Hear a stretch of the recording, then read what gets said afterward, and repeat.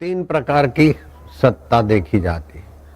आदि भौतिक जगत की सत्ता अस्तित्व, जैसे रेलगाड़ी है, जहाज है, यातायात है, आदि भौतिक साधनों का भी अपना उपयोग महत्वपूर्ण होता है। आदि दैविक इससे भी ज्यादा प्रभावशाली है, लेकिन आदि भौतिक और आदि दैविक में कितना भी आदमी ऊपर उठ जाए, विकसित हो जाए, आध्यात्मिक प्रसाद जब तक सदगुरु का नहीं मिला, नहीं पाया, तब तक हिरण्याकश्यपु जैसा सोने का हिरणपुर बना ले पब्लिक के लिए और नजर डालते ही खेत खली पैदा हो जाए, समुद्र रत्ना कर रत्न देने लग जाए, पर्वत पहाड़ सोना चांदी रूपा तांबा उगलने लग जाए, फिर भी हिरण्याकश्यपु को तृप्ति नहीं हुई, क्योंकि ये जीवात्मा मूल तृप्त परमात्मा का सनातन अविभाज्य अंग है।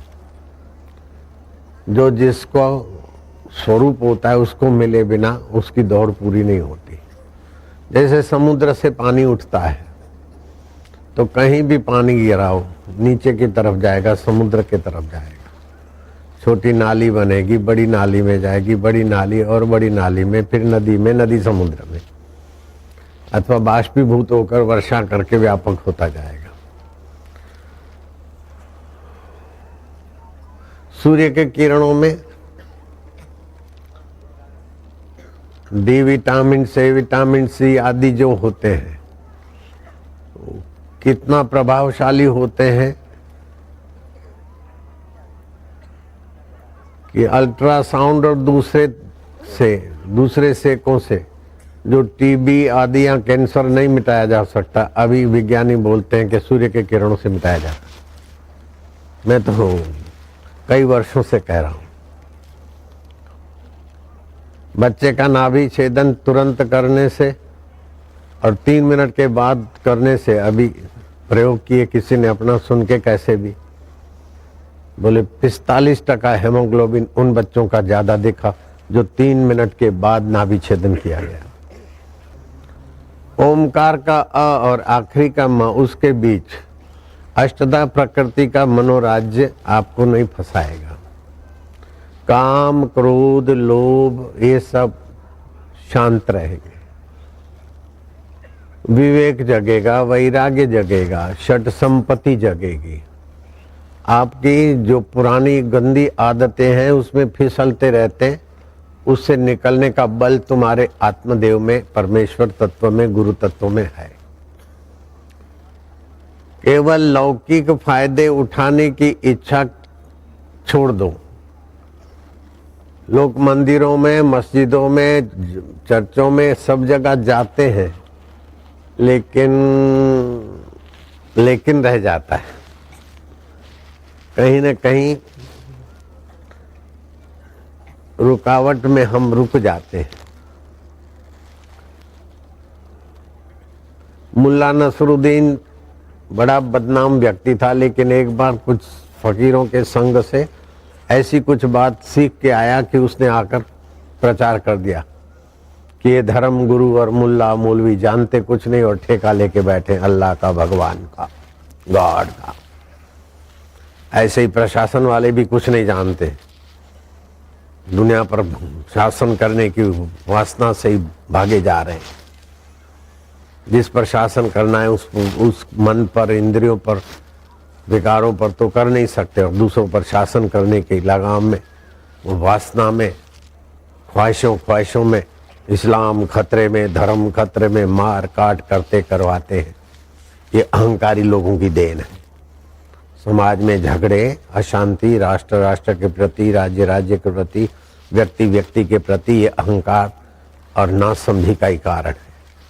उसने अपना जो फकीर से सुनकर आया भाषण करना चालू कर दिया, तो मुल्ला मौलवियों ने, साधु संतों ने, प्रशासनों ने राजा को शिकायत कर दी कि ये मुल्ला नसरुद्दीन बगावती हो गया है, सारे मजहब वालों को कोसता है और प्रशासन को कोसता है।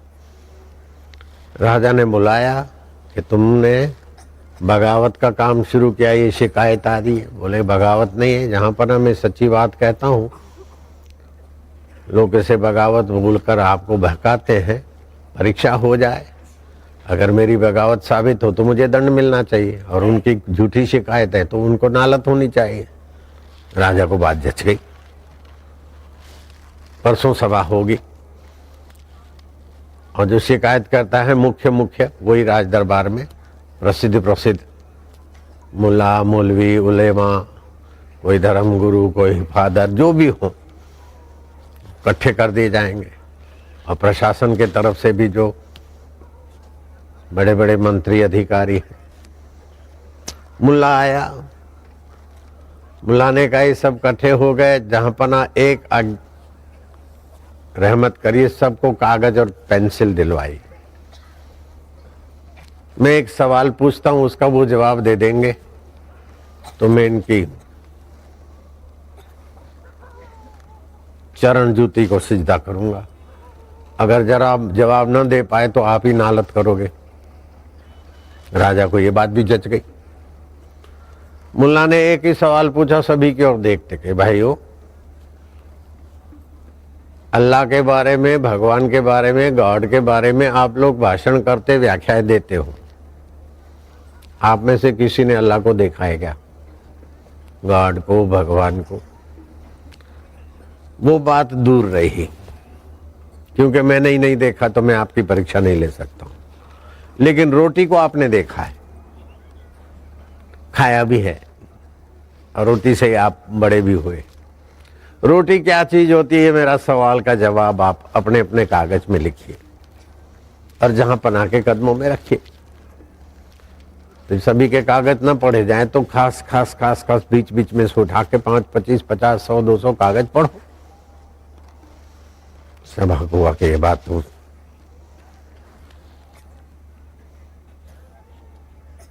युक्ति युक्त है, तर्क संगत है। प्रशासन वालों को कागज पेन मिल गई, उनको मिल गई सब। अब पढ़ा जाए रोटी क्या होती, यही सवाल है मुल्ला नसरुद्दीन का। किसी ने लिखा कि आटे के लोंदे से रोटी बनती है, किसी ने कहा बाजरी की रोटी होती है, किसी ने कुछ लिखा, किसी ने कुछ लिखा। जितनी खोपड़ियां थी उतना ही रोटी के लिए अलग अलग लोगों ने लिख डाला।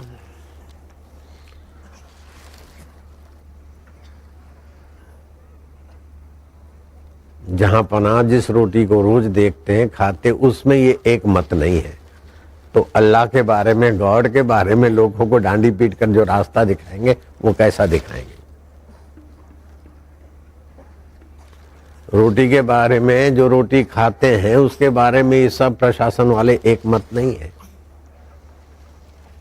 तो अपने मन पर शासन करने की कला नहीं है, अपने ख्यालों पर शासन करने की कला नहीं है, तो दूसरों पर शासन करके हिकड़ी और शेखी बघाड़ते हैं कि और कुछ करते हैं। राजा विचारवान था कि मुल्ला, तुमने आज तक तो तुम्हारी बदनामी सुनी थी, लेकिन आज किसी भी फकीर के सत्संग से चाहे तुम सीख के लाए हो, लेकिन बात बिल्कुल जगाने वाली है। रोटी के बारे में भी लोग एक मत नहीं। किसी ने लिखा भूख मिटाए रोटी हो, तो फल से भी भूख मिटती।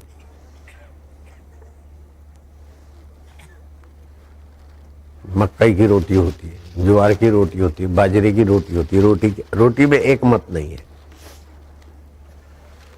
तो जब तक शरीर को मैं मानेंगे और मन, बुद्धि और अहंकार में रहेंगे, तब आप एक मत नहीं हो सकते, क्योंकि एक तत्व के तरफ आपकी नजरिया ही नहीं है।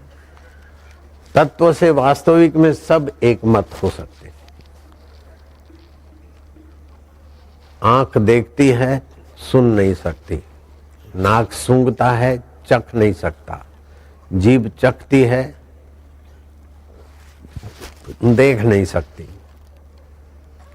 हाथ और त्वचा छूती है, लेकिन सुन नहीं सकती, बोल नहीं सकती। पांचों इंद्रियों का अलग अलग विभाग है, लेकिन पांचों इंद्रियों को देखने, सुनने, सूंघने, चखने को मन जानता है। मन चंचल है कि शांत है उसको बुद्धि जानती है। बुद्धि हमारी ठीक है कि बेठीक है उसको जीव जानता है।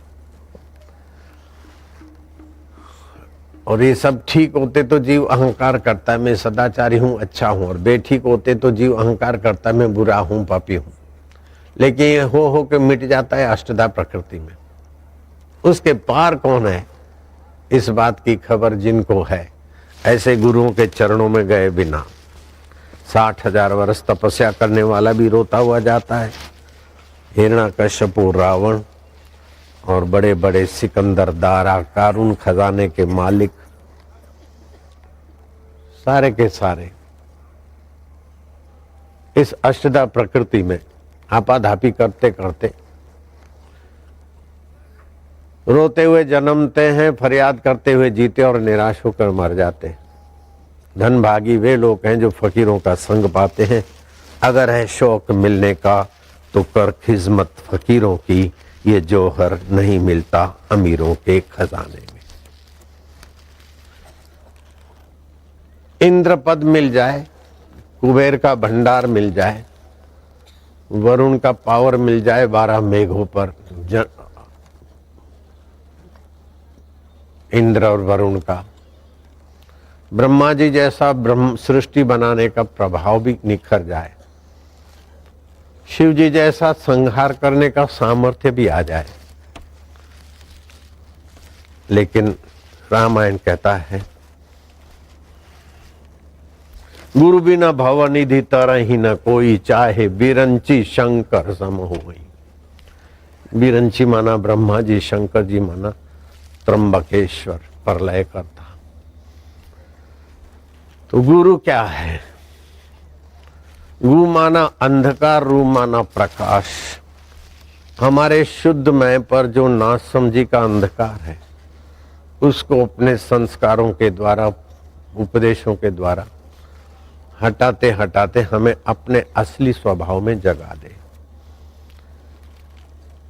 दुखी मन होता है, बीमार शरीर होता है, चिंता चित्त में होती है, उसको जानने वाले तुम इनसे निर्लेप हो। इस शरीर को पंच भौतिक शरीर है, इसमें पृथ्वी है, जल है, तेज है, वायु है, आकाश। बताओ इन पांचों में से तुम कौन हो? शरीर में जल ये अंश है, मानोगे। अग्नि अंश है, मानोगे। वायु अंश है, मानोगे। आकाश अंश है, मानोगे। नास्तिक होने पर भी मानोगे।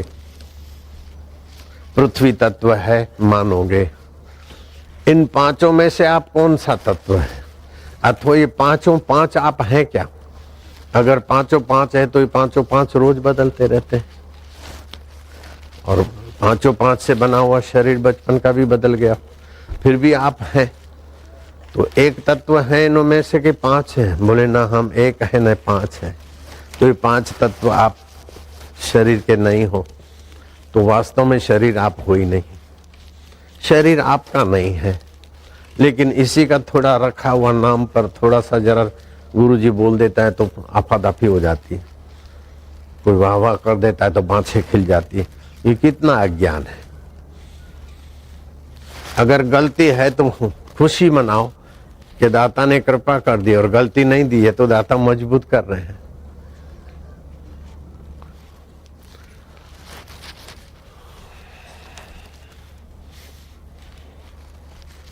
श्री कृष्ण कहते हैं, भैया उद्धव, ये आत्मज्ञान की विद्या थोड़ी सी भी तत्परता से ध्यान से सुने। आत्मज्ञान देने वाले गुरु के प्रति वफादार रहे तो बड़ी बड़ी तपस्याओं वाले वहां नहीं पहुंचते जहां सत शिष्य हंसते खेलते पहुंच सकता है। सत लगा दिया, शिष्य तो बहुत बन जाते हैं, लेकिन सत्य की भूख हो। सत्य एक परमात्मा है। अष्टधा प्रकृति बदलती है, सत्य ज्यों का त्यों रहता है। सत्य आदि में था, सृष्टि के आदि में था, अब भी ज्यों का त्यों भरपूर है, और प्रलय होने के बाद भी रहता है। वास्तव में हम असली रूप में देखा जाए तो हम सतरूप हैं, चेतन रूप है, आनंद रूप है। उसी आनंद की झलक खुशी आती है, उसी चेतन की झलक से बुद्धि में ज्ञान आता है, उसी सत्य के प्रभाव से हमारा अस्तित्व है। शरीर मर गया, जलीय अंश में जल मिल जाएगा, मिटेगा नहीं। शरीर को जला दिया, पृथ्वी तत्व में पृथ्वी मिल जाएगी, मिटेगा नहीं। अग्नि तत्व में अग्नि मिल जाएगी, मिटेगी नहीं।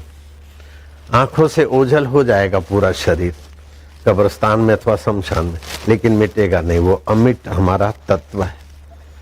और फिर शरीर छोड़ने के बाद भी हम रहते हैं। अष्टधा प्रकृति को चलाने वाले हम रहते हैं, चाहे स्वर्ग में रहे, चाहे नरक में रहे, चाहे ब्रह्मलोक में रहे, तो हमारा नाश नहीं होता। असंगो अयम पुरुष केवल निर्गुणश्च, ये असंग है। अष्टधा प्रकृति हो के बदल जाती, लेकिन हम असंग है। बचपन बदल गया, बचपन की बुद्धि, बेवकूफी, अच्छाई बुराई बदल गई, उसको जानने वाला असंग है कि नहीं? लेकिन अब मैं ऐसी हूं, अब मैं ऐसा हूं, तो होता किसी में है और मानता अपने में है। इसको बोलते अज्ञानेन आवृतम ज्ञानम तेन मोह्यन्ति जन्तवा। अज्ञान से जिनका शुद्ध ज्ञान ढक गया है सदियों से, वे जंतु की नाई भटक रहे बेचारे। जितनी मनुष्य की ऊंचाई चाहिए उतनी ऊंचाई को छुआ हुआ अर्जुन था। सशरीर स्वर्ग में गया और अप्सराओं में शिरोमणि ऐसी उर्वंशी उन पर फिदा हो गई। अर्जुन ने अपनी कमर तोड़ कार्यक्रम की सम्मति नहीं दी। उसने श्राप देना चाहा, श्राप सिरोधार्य किया, लेकिन अपनी लंगोटी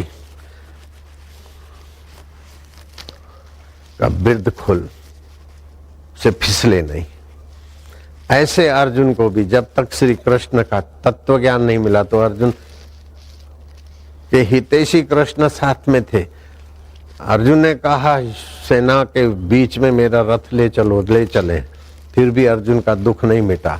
जब श्री कृष्ण का सत्संग अर्जुन ने समझा, अध्यात्म क्या है, आदि देविक क्या है, आदि भौतिक क्या है, उसकी जिज्ञासा श्री कृष्ण ने जगाई अर्जुन की। और फिर अर्जुन उसमें प्रवेश किया, तब बोलता है नष्टो मोह। अब मेरा मोह नष्ट हुआ, उल्टा ज्ञान नष्ट हुआ। नष्टो मोह स्मृति लब्धवा तब प्रसादात मया च्युत, आपके प्रसाद से। तो युद्ध के मैदान में भगवान हितैषी हैं। ऐसे जबरदस्त ऊंचाइयों को छूने वाला अर्जुन है, फिर भी उसको सत्संग मिला और सत्संग के अनुसार विचार करके अपनी वृत्ति ब्रह्माकार करनी पड़ती है। चिद अणु को व्यापक ब्रह्म में मिलाना पड़ता है। जैसे बुलबुला है तो चाहे कितना भी बड़ा बुलबुला बन जाए, दूसरे छोटे बुलबुलों के आगे वो बड़ा आदमी है, लेकिन वास्तव में है तुच्छ। वो बुलबुला अपने को खाली पानी मान ले तो विभु है, महान है। ऐसे ही ये जीव वास्तव में अपने गुरु तत्व के साथ तादात्म्य कर ले। प्रिय संदेह प्यार में मिड़ई मिठाई, काने जा कड़ाई चखी जो चाह करे। महमूद नाम का एक खुश मिजाजी राजा हो गया। रेशमी कपड़े पहनने का वो शौकीन था। उसका मंत्री राजा का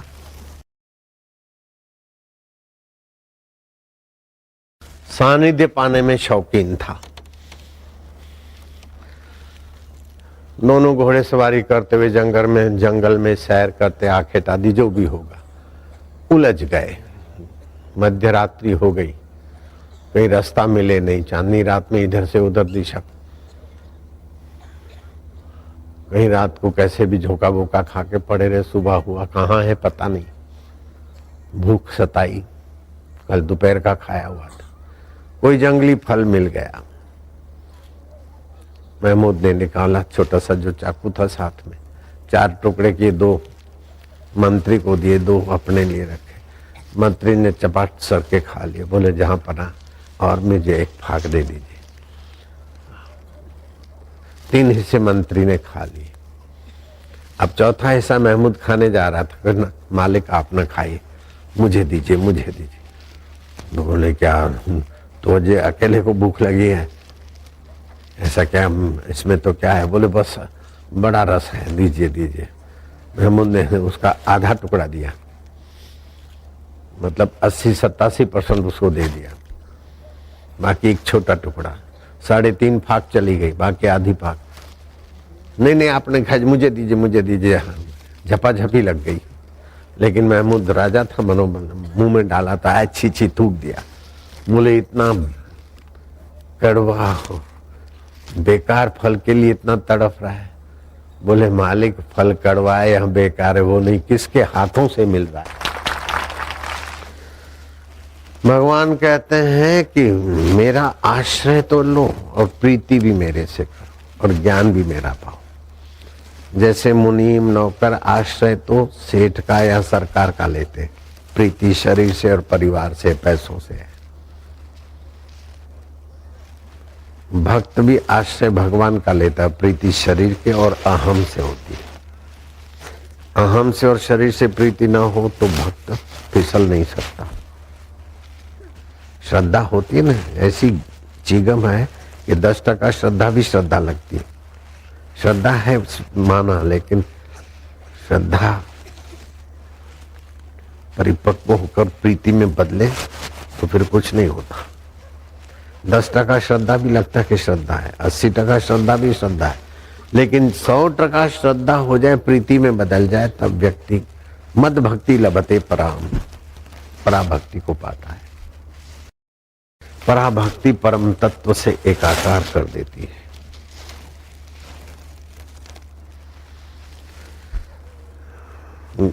वैदिक भक्ति, गौणी भक्ति, अनुरागा भक्ति, ये अपनी अपनी ऊंचाई उतार चढ़ाव पे है। फिर हिम्मत करके तत्पर हो जाए तो पराभक्ति पे पहुंच जाए। जगत तुम्हें आदि भौतिक दिखता है, उसकी परवाह नहीं, लेकिन देखने की नजरिया तुम आध्यात्मिक करो। एक साइंटिस्ट को पीपल का पेड़ दिखेगा, पीपल का पेड़ वैद्य को देखेगा कि इसमें पित्त शामन सामर्थ्य है। पेड़ के छोटे छोटे पत्ते कूपल, उसका मुरब्बा बना के खा ले 10 ग्राम, कैसी भी गर्मी हो शांत। वैद्य की दृष्टि है पीपल का पेड़ सात्विक है, ये इसमें औषधियां छुपी है। विज्ञानी की दृष्टि है कि पीपल का पेड़ की लकड़ी ऐसे ऐसी है और उसके फर्नीचर से ऐसे ऐसे फायदे होंगे या ये होगा। भक्त समझता कि भगवान की सात्विक अभिव्यक्ति है। पीपल के पेड़ को धागा बांधेगा, घूमेगा, अच्युताय गोविंदाय अनंताय नम, और भी शनि देवता का पूजन आदि करेगा। लेकिन तत्ववेता बोलेगा कि वो ही पंचभूतों और अष्टधा प्रकृति में मेरा चमचम चमकने वाला चैतन्य है। अगर चैतन्य नहीं होता तो रस कैसे लाता, फल कैसे खिलते, फूल कैसे खिलते और सात्विक हवाएं कैसी बनती। ये ब्रह्म पीपल का पेड़ बनकर अपने आप को पोषित करता है। भौतिकवादी को भौतिक फायदा होगा, आयुर्वैदिक वादे को आयुर्वैदिक फायदा होगा, भगवत भाल वाले को अपना चित्त निर्माण होगा। और तत्ववेता निर्माण मोहा जित संग दोषा, अष्टधा प्रकृति के संग दोष से मुक्त अपने स्वरूप को ही देखेगा। अब कौन सी नजरिया तुम अपनाते हो उस पर तुम्हारा भविष्य है। किसी को लगेगा कि गुरु हमारे ब्रह्मा है, गुरु विष्णु है, किसी को लगेगा उपदेशक है। लिखते हैं बापू ने ये कहा, परम पूज्य बापू ने ये कहा। जिसकी जैसी नजरिया होती है उस समय उनका चित्त भी ऐसे ही बन जाता है, और जैसा चित्त होता है ऐसे ही दिखता है। तो अब चित्त को उन्नत करना है, ऊंचा करना है, तो भगवान नाम आश्रय लेकर शांत होते जाओ तो विवेक बढ़ेगा। बिनु सत्संग विवेक न हो, राम कृपा बिनु सुलभ न सो। दिने दिने नवम नवम नमामि नंदनंदनम। मनुष्य को जो चीज चाहिए वो उसके पास सहज सुलभ है। जैसे सबसे कीमती बहुत जरूरी श्वास चाहिए, सहज सुलभ है। पानी है तो निःशुल्क मिल सकता है जीने के लिए, पानी पीने के लिए। भोजन है तो सादगी से मिल जाता है। लेकिन चटोरापन चाहिए, वाइन चाहिए, शराब चाहिए, फलाना चाहिए, इसी गंदगी के लिए ही ज्यादा समय खर्च होता है। ऐसे हाड़ मास के शरीर की वाहवाही चाहिए तो उसके लिए जीवन कई जिंदगियां खर्च हो जाती। ये हाड़ मास का शरीर क्या है? पंच भौतिक है। इसमें जो जलीय अंश है, खून थूक ये वो जल विभाग का है। जो पोल है वो आकाश है, जो गर्मी है वो अग्नि तत्व है, वायु तत्व है, पृथ्वी तत्व है। तो ये 5 भौतिक शरीर है। इसमें से आप पृथ्वी हो कि जल हो, तेज हो कि वायु हो कि आकाश हो, इन 5 में आप क्या हो?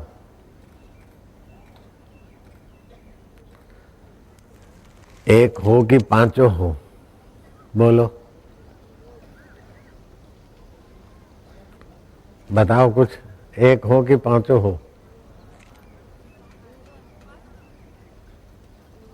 तुम 5 हो?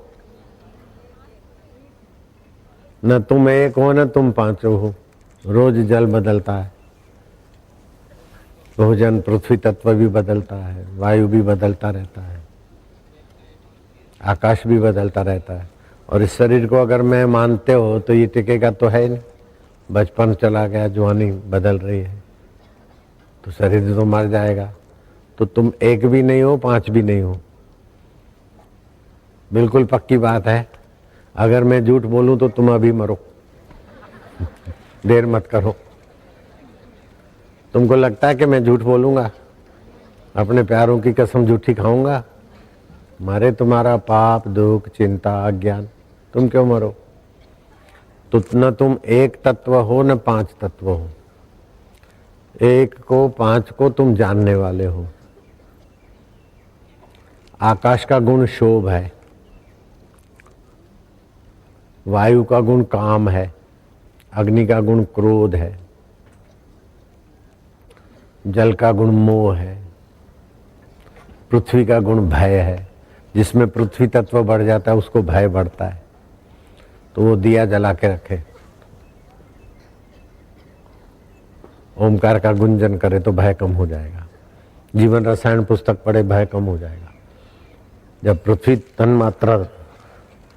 की तन्मात्रा बढ़ती है शरीर में, स्वभाव में, तो आदमी भयभीत होता है।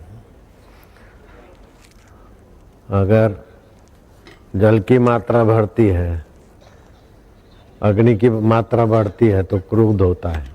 आकाश से क्षोभ बढ़ता है, वायु की मात्रा बढ़ने से काम होता है, अग्नि तत्व बढ़ने से क्रोध होता है, जरा जरा बात में गुस्सा आ जाना, चिढ़ जाना। जल से मोह होता है, पृथ्वी से भय होता है, वो तन मात्राएं बढ़ती तो भय मुझ में है इसका आरोप न करो। पृथ्वी तत्व में भय आया, जल तत्व में मोह आया, अग्नि में काम विकार का आया, अग्नि तत्व शोभ आया तो अवकाश के कारण। तो ये पंचभूतों के अंश हैं। आप इनको सत्ता स्फूर्ति देने वाले हैं। ये सब बदलते, काम आता है चला जाता है, क्रोध आता है चला जाता है, लोभ आता है चला जाता है, मोह आता है चला जाता है, भय आता है चला जाता है। लेकिन आप कभी चले जाते हैं क्या? नहीं जाते हैं। लोग बोलते हैं अनुभूति अनुभूति। अनुभूति सबसे बड़ी है कि हम अमिट हैं और अनुभूतियां मिटने वाली। ये हो गया, ये दिख गया, ये दिख गया, तो अनुभूतियां हो के मिटती है ना। तो जो लोग अनुभूति करने के लिए साधना करते हैं, वे लोग साधना की महानता नहीं जानते। अनुभूति होती है तो होने दो, नहीं हो तो उसका आग्रह मत करो। लेकिन अनुभूतियां हो के बदल जाती, वो कौन है? उसको खोजोगे तो शाश्वत की प्राप्ति हो जाएगी, नित्य तत्व की प्राप्ति हो जाएगी,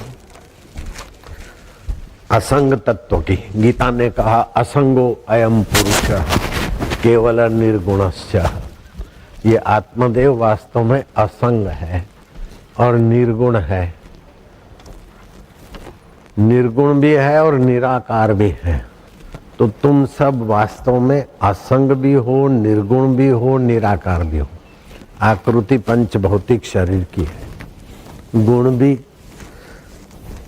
पंचभूतों में है, अष्टधा प्रकृति में है। तो गुण, दोष और आकृति ये आप नहीं हो, आपके शरीर में है। तो ऐसा ज्ञान का स्वीकृति से बहुत सारे दोष एकदम छू हो जाएंगे, बहुत सारे आकर्षण विकर्षण स्वाभाविक छू हो जाएंगे। किए हुए पाप माह से पिंड छूट जाएगा, किए हुए पुण्यों का अहंता नहीं रहेगी, शरीर में ममता नहीं रहेगी। तो वास्तविक में जो अहम है, जब वास्तविक में जो मैं है उधर आ गए तो अभी अभी निर्दुख हो जाएंगे सदा के लिए। अवास्तविक में मैं है और अहम है, मम है, इसीलिए कितना भी कुछ करते हैं लेकिन अंत नहीं होता, दुखों का अंत नहीं होता।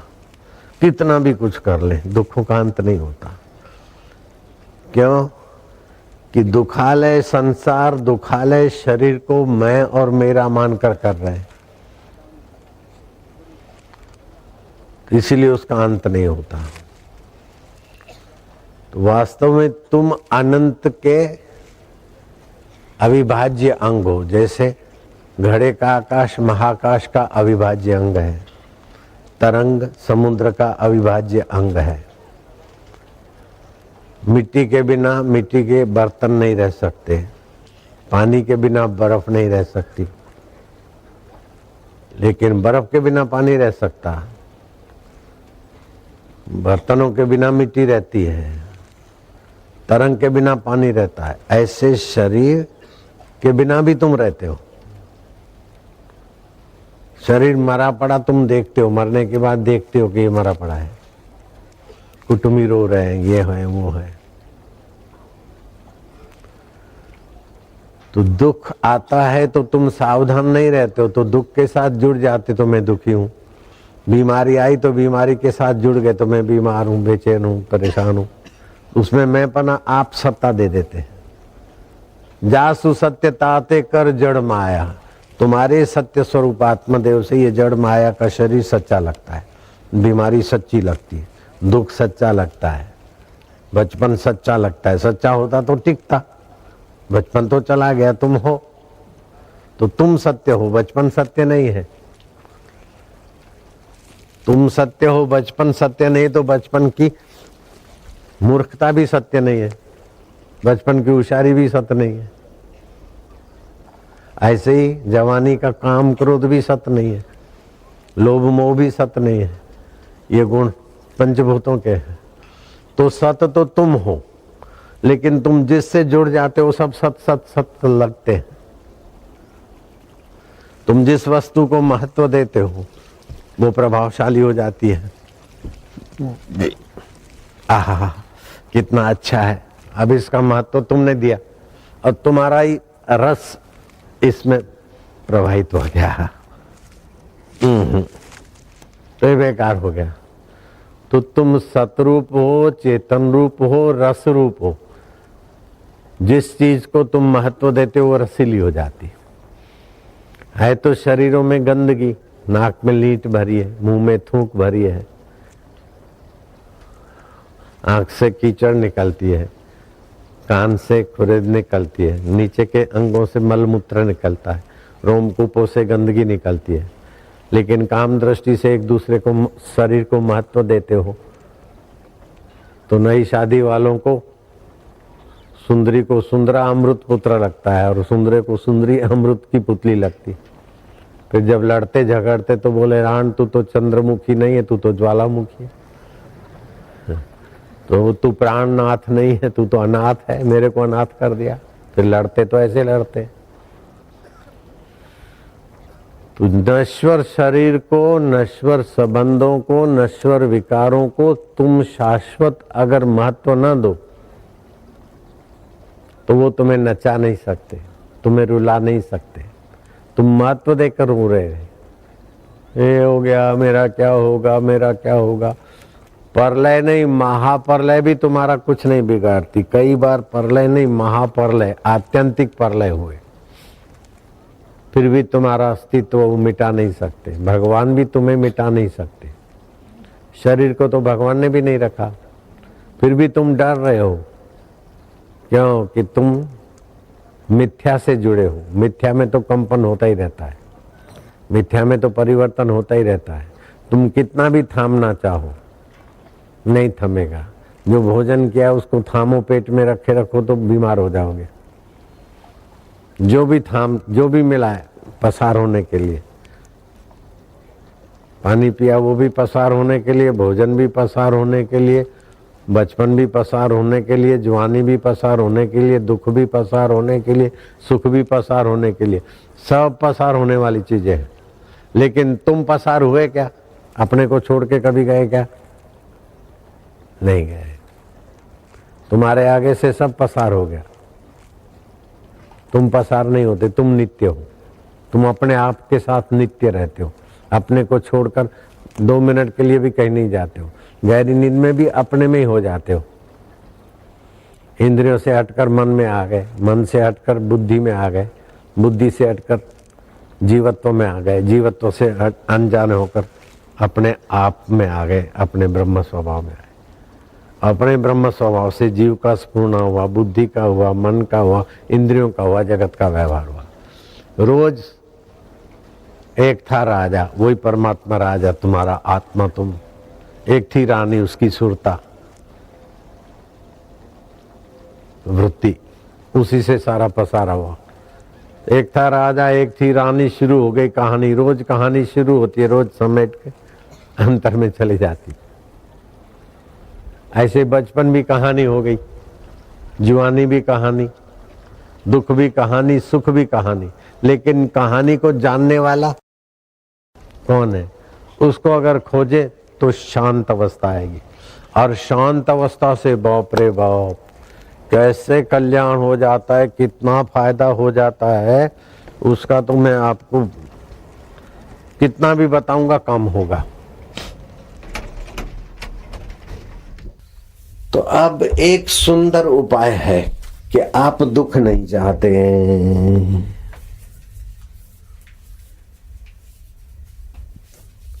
विकार दुख दिए बिना छोड़ते नहीं, तो आप विकार भी नहीं चाहते। हकीकत में विकारों से आनंद चाहते, सुख चाहते। अगर आपको शुद्ध सुख और आनंद मिल जाए तो फिर आप विकारी जीवन से अपने आप को उठा हुआ मानकर खुश होते हो। सबसे नीच में नीच मनोवृत्ति उसी की होती है जो अपनी हानि करके भी दूसरों को सताए, दूसरों को दुखी करके मजा ले। ऐसे लोग भी होते मनुष्य में। वो ऐसी कोई नीच योनियों से आए हैं। जैसे चूहा अपना समय खराब करके भी आपके कपड़े काट के चला जाएगा। और भी प्राणी, उनको लेना देना नहीं। अमेरिका में ऐसे लोग मैंने देखे कि बैठे हैं घंटों भर, मछली फंसे, मछली फंसी, ऊंची किया, तड़फाई, मर गई, फिर उसी तालाब में छोड़ दी। तो किसी को अपना समय शक्ति बर्बाद करके किसी को सताने का मजा लेना, ये मानवता की एकदम नीचे में नीची आखिरी पराकाष्ठा है। अपना समय शक्ति बुद्धि पैसा खर्च करके मछली फंसाते हैं या और किसी को समय देकर बम खोजा और फिर अपने पैसे लगाकर अमेरिका ने तबाह कर दिया जापान के सुंदर शहर को। तो अपना नुकसान सह के भी दूसरे को भारी नुकसान पहुंचाना, अपना समय शक्ति खर्च करके भी सासू की निंदा करना, अपना मन खराब करके भी पड़ोसी की निंदा करना, अपना समय शक्ति और बुद्धि खराब करके भी किसी पर झूठे दोषारोपण करना, लगाना, लगवाना, ये मानवता की आखिरी नीचता की आखिरी, मानवता की नहीं, नीचता की आखिरी। उससे कुछ थोड़े ऊपर उठे हुए लोग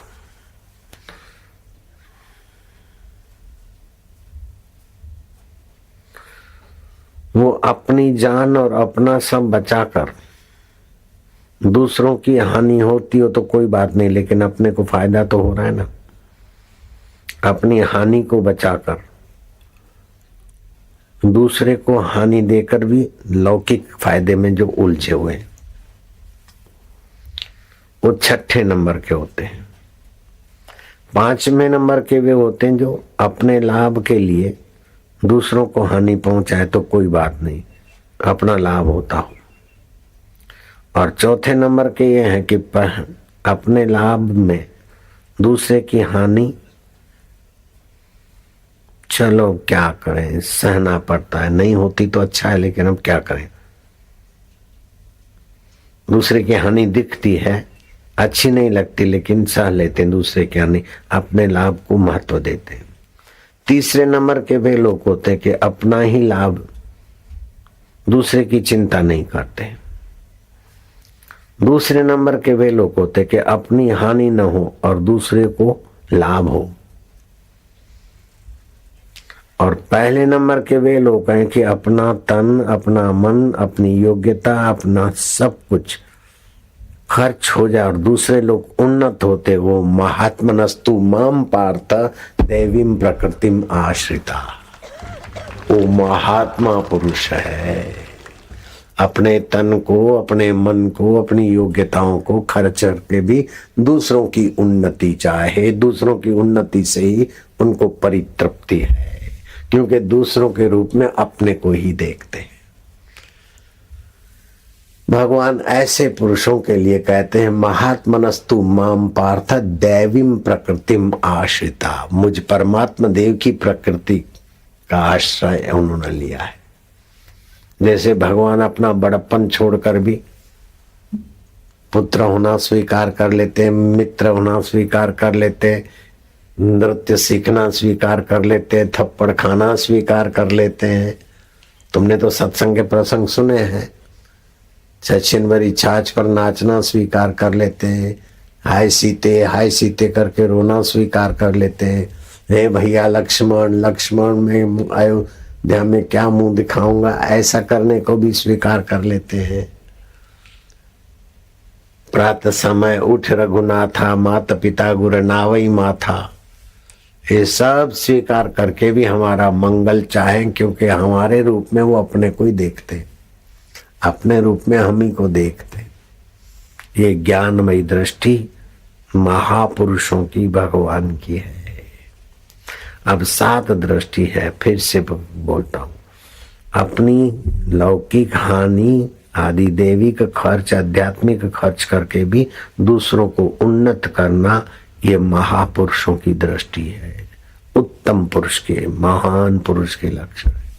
उससे थोड़ा कम अपनी हानि न हो और दूसरों को लाभ हो जाए, ये दूसरे नंबर का। तीसरे का अपना ही लाभ हो, दूसरे की चिंता नहीं। और चौथे नंबर का अपना लाभ से दूसरे की हानि होती हो तो सह लेंगे, चलो जाने दो, होती तो क्या करें, अपने को तो लाभ होता है ना। 5वें वे लोग होते अपने लाभ के लिए दूसरों को हानि पहुंचा देते फटाक से। 6ठे उनसे भी गिरे होते हैं कि अपनी जान बचाकर दूसरों की हानि करके अपना लाभ होता है तो देर मत करो। और 7वें इतने नीच होते हैं कि अपना लाभ हो चाहे अपनी हानि हो, दूसरे को तड़पाओ, दूसरे को दुख दो, दूसरों को सताओ। वे फिर बुरी तरह सताए जाते हैं, लेकिन दूसरे को सता के सुखी होने में जो लगे, वो मानवता की एकदम अत्यंत नीचता पे। उनको मानव कहना भी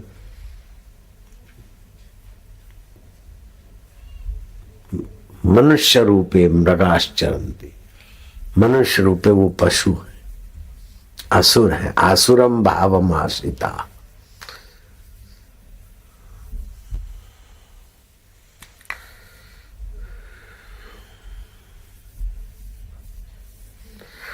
जो सत्य की ओर प्रवृत्त होना चाहते हैं,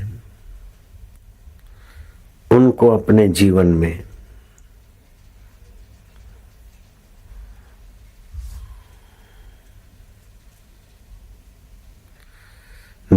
है मन और वाणी। इन तीन को नियंत्रित करना चाहिए। देह से उछलंकता न हो, मन की उछलंकता न हो, वाणी की उछलंकता न हो। इन तीन पर ध्यान दें तो वे लोग उन्नति को पा लेंगे। शरीर की उछलंकता, न खाने जैसा खा लिए, न सोने जैसा सो लिए, न करने जैसा कर लिया, विकारों में पड़े रहे, ये शारीरिक उछलंकता है। टाइम से खाया, टाइम से रहे, टाइम से, अब दही और जामफल खा लिया, ये शारीरिक उद्दंडता है, मानसिक बेवकूफी।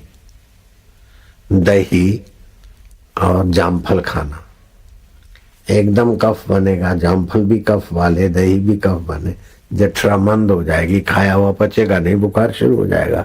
अमृत बोलते जामफल को। खैर, अपनी मानसिकता उन्नत रखनी चाहिए। सत्य की ओर प्रवृत्त होना मतलब परमात्मा की ओर प्रवृत्त होना, तो उसमें जीवन संयमित होना चाहिए, सद्भाव संपन्न होना चाहिए। सत्य की ओर प्रवृत्ति करना है तो परमात्मा प्राप्ति आसानी से होगी। झूठ कपट ये वो करते रहेंगे, हरिओम हरिओम करते होंगे, अल्लाह अकबर करते रहेंगे, अल्लाह मिलने वाला नहीं है। अल्लाह सत्य स्वरूप है, भगवान गॉड सत्य स्वरूप है। सत्य का आश्रय लो, सत्य बोले, झूठ त्यागे।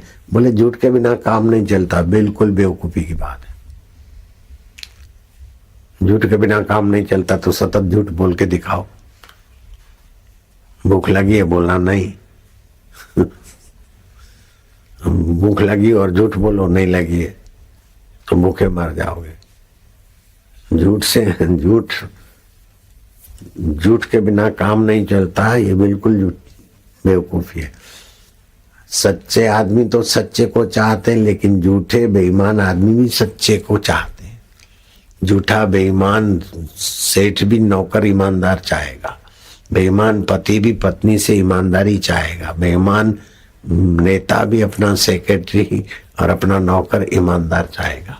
ईमानदार तो ईमानदार को चाहते, लेकिन बेईमान के हृदय में भी ईमानदारी का आदर है।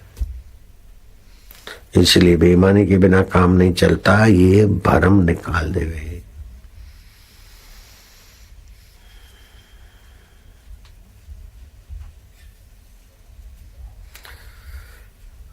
अर्जुन मोह में आ जाता है, विषाद में आ जाता है, भगवान उसका उत्साह बढ़ाते, मोह निवृत्त करते, विषाद निवृत्त करते, आध्यात्मिकता की महत्ता बताते बताते अर्जुन को शांत भाव में विवेकपूर्ण और शांत चित्त, ठंडा दिमाग बनाकर निर्णय करने की प्रेरणा देते। ये भारतीय संस्कृति का अध्यात्मवाद पूरे विश्व का मार्गदर्शन करने में सक्षम है, और आरंभ में इसी आध्यात्मिक मार्गदर्शन से ही दुनिया के लोगों का मंगल किया था भारत ने, और अब फिर से जरूरत पड़ रही। भारत विश्व गुरु बनेगा, ये शुरुआत की थी 4 से 40 साल पहले संकल्प की। अब तो बहुत लोग जुड़ गए इस संकल्प से। अब तो बहुत लोग बोलने लगे भारत विश्व गुरु बने, विश्व गुरु बनेगा करवट। 40 साल पहले का मेरा संकल्प था। शुभ संकल्प आप करो, बहुत जन हिताय, तो वो कईयों के द्वारा वो पूर्ण होने लगेगा। जरूरी नहीं कि अपन ही करो, अपने ही उसका श्रेय पाओ। अपने श्रेय की इच्छा नहीं करो, सबके श्रेय में अपना श्रेय छुपा है। विवेकानंद ने कहा था, गांव गांव गली गली घर घर में साक्षरता मेरा उद्देश्य है। अगर मैं ये पूरा नहीं कर पाता हूँ, मिशनरी वालों मुझे मेरे पीछे लग गए और बदनाम कर रहे हैं, तब भी मेरा संकल्प ये पूरा होगा कि भारत में साक्षरता का अभियान चलेगा। साक्षरता के द्वारा लोग पढ़ लिख के अपने अधिकार की रक्षा, दूसरे की रक्षा में प्रवृत्त हो। आज हो रहा है। जो सातम आए या एक नंबर का मनुष्यता की ऊंचाई पर है, उसके संकल्प में बड़ा बल होता है। सर्वांगी सफलता चाहते हो तो आत्मा की अनंत शक्ति से जुड़ जाओ। पंचभूतों में जो शक्ति है वो भी आत्मदेव की है, और सूर्य में जो सप्त रंग है और एक एक रंग का प्रभाव है। सबसे आसमानी रंग ज्यादा हितकारी। आसमानी रंग घर में लगा हो तो अच्छा है कलर। आसमानी रंग की बोतल में पानी भर के रखे और वो पानी पीने में काम लाए तो फायदा होगा। बोतल को अर्थिंग न मिले ऐसे जगह से। तेल घी सूर्य के किरण में रखकर उपयोग करें। पानी सूर्य के किरणों में फेंट मार के उपयोग करें, जीवनी शक्ति बढ़ती है। 15 से 30 मिनट तक सुबह सूर्य के किरणों का स्नान बहुत हित करता है। ऋग्वेद में सूर्य स्नान की महिमा है, वेद में। उसका फायदा लें। शरीर को तंदुरुस्त रखे, मन को प्रसन्न रखे और बुद्धि को बुद्धिदाता के ज्ञान से परिपक्व कर दे। इससे आपका तो भला होगा, लेकिन आपके संपर्क में आने वालों का भी भला होगा। आप स्वस्थ रहते हैं, आत्मा अभिमुख रहते हैं, आपका मंगल होता है, लेकिन आपके मंगल में विचार औरों का भी मंगल करते हैं।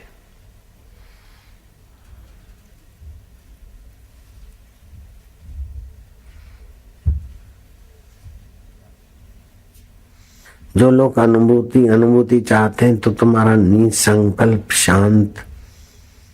शांति भंग ना हो। अनुभूति में तो शांति भंग होगी। नरसिंह मेहता ने कहा, जब तक आत्म विश्रांति नहीं मिली, आत्म तत्व को नहीं जाना, तब तक साधना सर्व झूठी है। ये छोटी मोटी अनुभूति के लिए लालायित मत हो।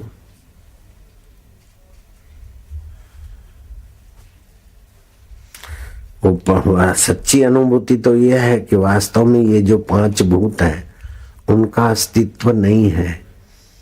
परमात्मा सत्ता में ये फुरफुराते हैं। ये फुरफुरा के बदल जाते हैं, काम बदल जाता है, क्रोध बदल जाता है, 5 भूत बदलते रहते हैं, उनके स्वभाव गुण ये सब आके बदल जाते हैं। लेकिन परमात्मा तत्व ठोस है, वज्र से भी ठोस है और आकाश से भी अधिक अचल है।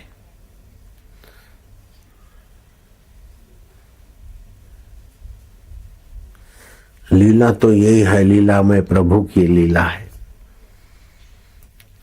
ऐसा सो में विश्रांति योग करें।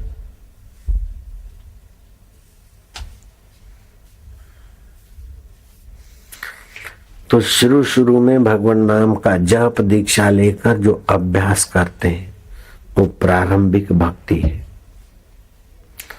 उसमें विक्षेप रहता है, मन लगे न लगे, थोड़ा ऐसा वैसा।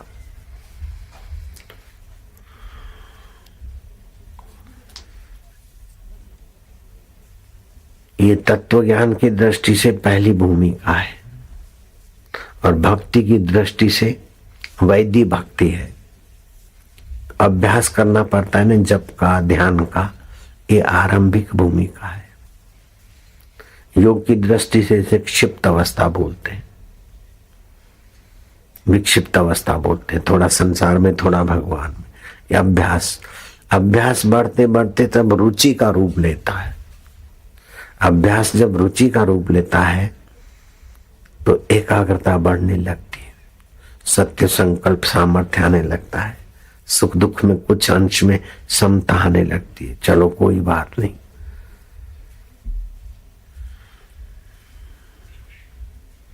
वही ज्ञान की दृष्टि से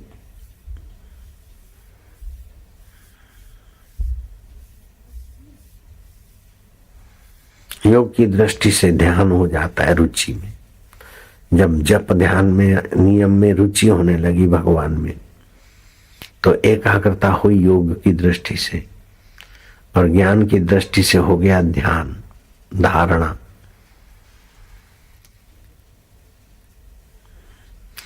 तत्व ज्ञान की दृष्टि से दूसरी भूमिका हो गई, और भक्ति की दृष्टि से भगवत साधना होने लगती। तो पहले अभ्यास बढ़कर रुचि, और रुचि बढ़कर रति, और रति विश्रांति में चली आती, पराकाष्ठा हुई। ध्यान देना बड़ा सार बात, साधक के लिए हितैषी बात है।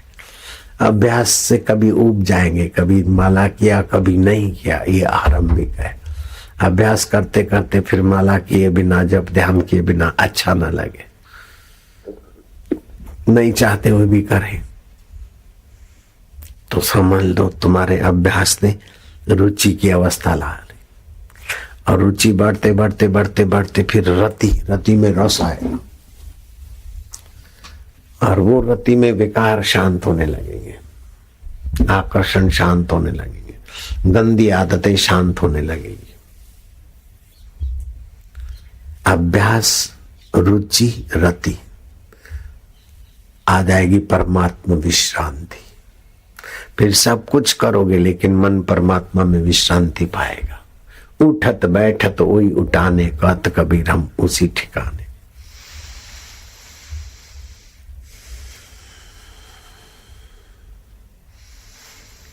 श्री कृष्ण ने कहा अभ्यास योग युक्ति न चेतसा नाने कामीना। अन्य से व्यवहार करो, लेकिन फिर व्यवहार के पहले गहराई में मेरा चैतन्य नारायण, व्यवहार के बाद में मेरा चैतन्य नारायण है। व्यवहार तो आदि भौतिक हुआ, लेकिन आपने उसका आध्यात्मिककरण कर लिया। मान अपमान हो जाए तो मान हुआ, तो मरने वाले शरीर को देखकर मान हुआ। अपमान हुआ तो इसी का हुआ, उसको जानने वाला मैं ज्यों का त्यों। ये अभ्यास करो। ये अभ्यास थोड़े दिन में ही आपको रुचि में ले जाएगा, थकान मिटा देगा, पाप मिटा देगा, आकर्षण मिटा देगा, विकर्षण मिटा देगा, विद्रोह मिटा देगा, विद्रोहियों का भय मिटा देगा। केवल अभ्यास रुचि का रूप लेते ही आप स्वनिर्भर हो जाएंगे, पैसे पर निर्भर नहीं रहेंगे, किसी साहब सेठ साहूकार पर निर्भर नहीं रहेंगे, किसी देवी देवता की कृपा पर भी निर्भर नहीं रहेंगे।